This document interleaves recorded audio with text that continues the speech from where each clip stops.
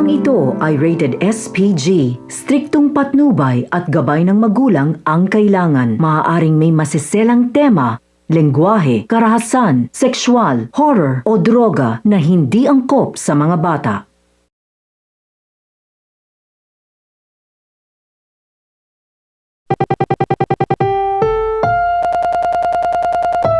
Ang susunod na programa ay rated PG. Patnubay at gabay ng magulang ay kailangan.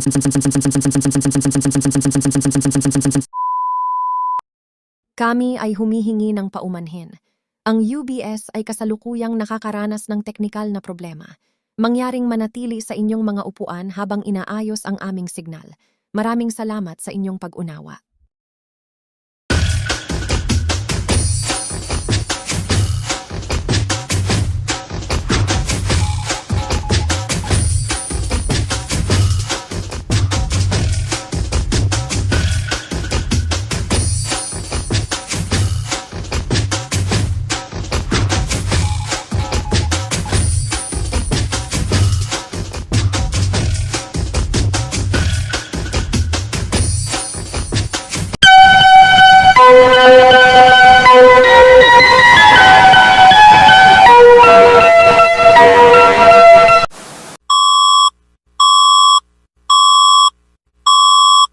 Ito ay isang emergency alert system message. Hindi ito isang drill. Isang mapanganib na individual ang nakilala. Pangalan: huling nakita na nagmamaneho ng ice cream truck. Ang lahat ng residente ay pinapayuhang manatili sa loob ng kanilang tahanan. Isara ang lahat ng pinto at bintana.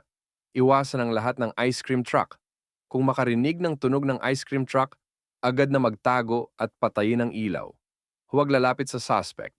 Maghintay para sa karagdagang abiso. Manatiling nakatutok at ibuksan ang anumang SMS, internet o broadcast device para sa pinakabagong impormasyon. Laging handa, laging ligtas.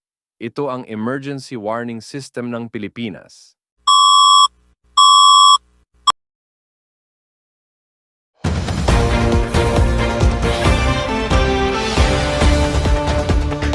Magandang gabi.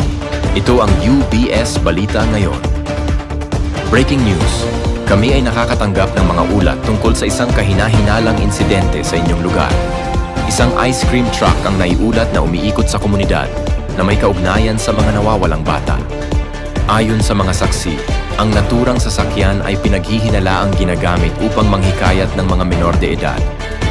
Patuloy ang investigasyon ng mga awtoridad sa insidenteng ito. Pinapayuhan ang lahat na manatiling alerto. Iwasan ang pakikipag-ugnayan sa mga kahina-hinalang individual at agad na iulat sa kinauukulan ng anumang kakaibang aktibidad sa inyong lugar.